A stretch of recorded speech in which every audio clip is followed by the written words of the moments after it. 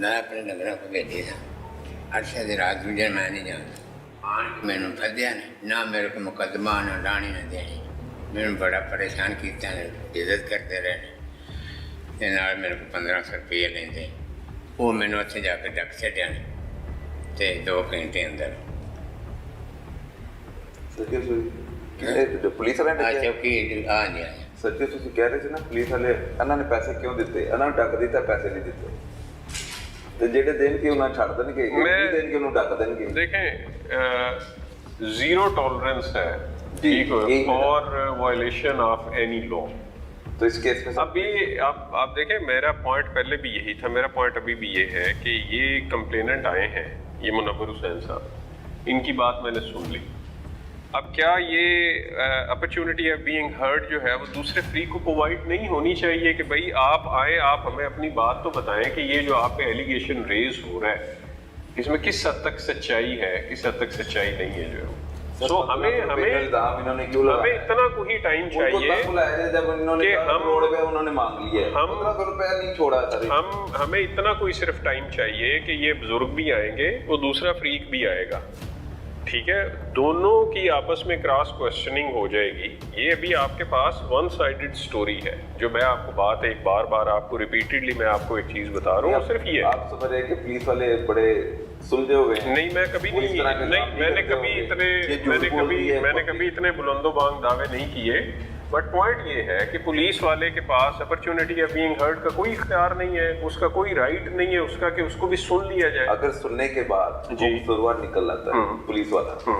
तो उनके साथ क्या होने वाला है उनके अगेंस्ट डिसिप्लिनरी प्रोसीडिंग्स इनिशिएट होंगी किस दफा के तहत पर्चा होगा नहीं पर्चा नहीं मैं आपको ये भी होना चाहिए सर जी भत्ता मांगा जा रहा है नहीं भत्ता नहीं मांगा जा रहा ना देने की जरूरत है भत्ता नहीं मांगा जा रहा है ये अभी सिर्फ मैं अगेन आपको कह रहा हूँ कि अगर हो जाए भत्ता जो है वो उसको डिफाइन आप हमारा तभी कर सकते हैं जब आप दूसरे फ्री को सुनेंगे तो मैं तो बगैर सुने आप नहीं कह सकते चौकी बुला लें तो वो तो आ गया ये अपने सामने भी आप सामने रखना चाह रहा हूँ मैं भी झूठा हूँ तो मैं भी मुझे भी पता नहीं हम कर देते हैं ना जी वो ठीक है जी आप बुला लें जी इनको भी बुला लें जी ठीक है मैं डीएसपी सदर को इनके एप्लीकेशन मार्क करने लगा था इधर ही करते हैं छोटे छोटे मामले ही ਤੁਸੀਂ ਪਤਾ ਕੀ ਕਰਨਾ ਹੈ ਜੀ ਤੁਸੀਂ ਇਹ ਜਿਹੜੀਆਂ ਸਾਰੀਆਂ ਚੀਜ਼ਾਂ ਇਹਦੇ ਵਿੱਚ ਲਿਖੀਆਂ ਨੇ ਨਾ ਜੀ ਹੁਣ ਤੁਸੀਂ ਇਹਦੇ ਵਿੱਚ ਇਹ ਵੀ ਲਿਖਿਆ ਹੈ ਕਿ ਜੀ ਤੁਸੀਂ ਦਿਲ ਦੇ ਮਰੀਜ਼ ਹੋ ਤੁਹਾਨੂੰ ਇਹਨਾਂ ਨੇ ਹਿਰਾਸਤ ਦੇ ਵਿੱਚ ਲਿਆ ਤੁਸੀਂ ਕੋਈ ਦਵਾਈ ਵੀ ਲੈਂਦੇ ਹੋਵੋਗੇ ਉਹ ਵੀ ਸਾਰੀਆਂ ਚੀਜ਼ਾਂ ਹੋਣਗੀਆਂ ਤੁਹਾਡੇ ਕੋਲ ਇਹਨਾਂ ਨੇ 1500 ਰੁਪਈਆ ਤੁਹਾਡੇ ਕੋਲ ਮੰਗਿਆ ਹੈ ਇਹ ਸਾਰੀਆਂ ਚੀਜ਼ਾਂ ਮੈਂ ਉਹਨਾਂ ਨੂੰ ਬੁਲਾ ਲਿਆ ਤੁਸੀਂ ਵੀ ਇੱਥੇ ਹੀ ਰਹਿਣਾ ਜਾਣਾ ਨਹੀਂ ਫਿਰ ਤੁਸੀਂ ਜਿਹੜੇ ਨੇ ਨਾ ਜੀ ਤਾਂ ਕਿ ਇਹਦਾ ਫੈਸਲਾ ਕਰ ਦਈਏ ਨਾ ਮੈਂ ਪੁਲਿਸ ਵਾਲਿਆਂ ਨੇ ਕੀਤਾ ਕਿਉਂ ਹੈ ਤੁਹਾਡੇ ਨਾਲ ਇਸ ਤਰ੍ਹਾਂ ਠੀਕ ਹੈ ਜੀ ਠੀਕ ਹੈ ਬੁਲਾਓ ਜੀ ਬੁਲਾਓ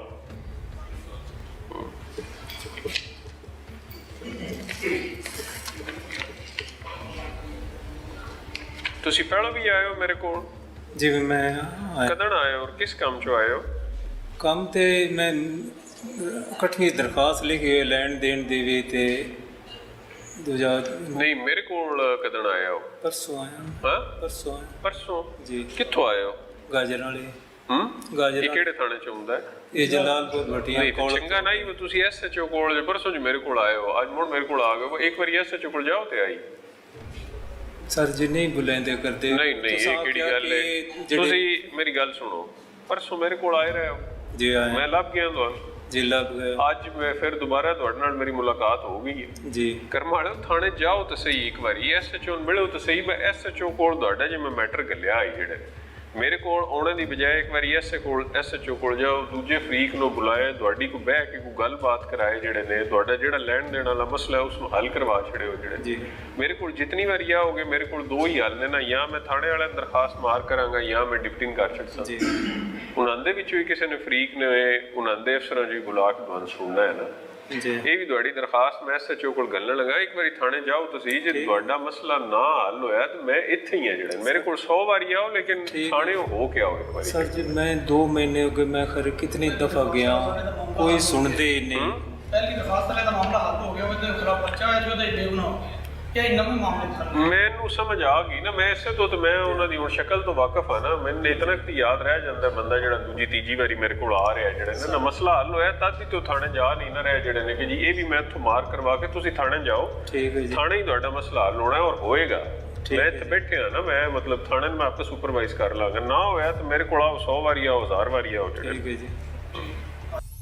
एक बहुत ही अफसोसनाक वाक़या हाफिजाबाद में थाना कसुक्की के हदूद में पेश आया। मियाँ बीवी के साथ एक ऐसा खेल खेला गया, ऐसा घिनौना खेल, जिसके बाद वो मुर्दा लाश की सूरत में ही हमें माशरे में नज़र आएंगे। तो तमाम तर मुलजमान गिरफ्तार हो गए, मारे गए या कोई बच गया? नहीं, इसमें ये इंसिडेंट आपने बिल्कुल सही कहा कि इस इंसिडेंट की जितनी भी मजम्मत की जाए उसमें राय नहीं है। ये इनिशियली इंसिडेंट हुआ था 25 अप्रैल 2025 में, और इसमें जब हमारे पास 3 जून को FIR हुई तो उसके बाद से लेके आज तक उसमें 3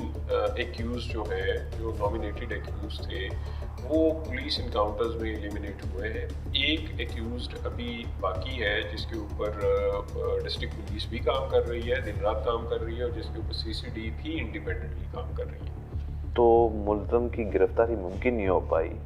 मुल्ज़म इतना चालाक है कि वो पुलिस को चकमा देकर फरार होने में कामयाब हो गया, रूपोश हो गया, कहीं छुप गया है। और एक ऐसा ख़तरनाक मुल्ज़िम जो मियाँ बीवी के सामने मियाँ की बीवी को रेप करता है, इज्तिमाई ज़्यादती करते हैं बल्कि, और फिर उनको भी मुबाशरत के लिए मजबूर किया जाता है,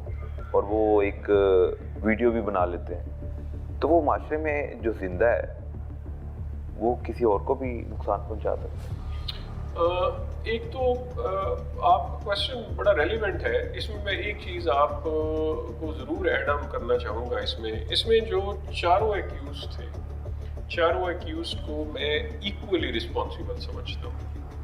इसमें अगर आप मुझे ये क्वेश्चन करेंगे जी मास्टरमाइंड कौन है, तो शायद मेरे पास उस चीज़ का कोई जवाब नहीं होगा। उसकी रीज़न है, उसकी रीज़न ये है कि at the time of incident चारों एक्यूज्ड वहाँ पे मौजूद। At the time of incident चारों एक्यूज उन्होंने इस कपल को हरास किया, उन्होंने अनफॉर्चुनेटली सेक्सुअल जो है वो इंटरेक्शन इनके साथ कमिट किया, इन्होंने इनकी फिल्मिंग की। तो आप अगर मुझे ये कहें कि जी मुझे डिफ्रेंशिएट करके दे दें कि जी इसका क्या रोल है, इसका क्या रोल है, मैं पर्सनली ये समझता हूँ कि चारों के चारों 100% गिल्टी है। उसमें से जैसे मैंने पहले कहा कि 3 जो है वो उस केस की हद तक वो 3 जो है वो पुलिस इनकाउंटर्स में एलिमिनेट हो चुके। एक जो है वो उसके लिए जितनी बेस्ट पॉसिबल एफर्ट्स हैं जी वो चल रही हैं, और उसमें मैं पर्सनली ये समझता हूँ कि CCD अपनी जगह के ऊपर बहुत जेन्युइन एफर्ट्स कर रही है, डिस्ट्रिक्ट पुलिस भी अपनी जगह के ऊपर एफर्ट्स कर रही है। जो जो चीज़ें हमारे पास सामने आती हैं इंटेलिजेंस के हवाले से, टेक्निकली कोई चीज़ हमारे सामने आती है, तो वो उस पे किसी किस्म का ना कोई डिले है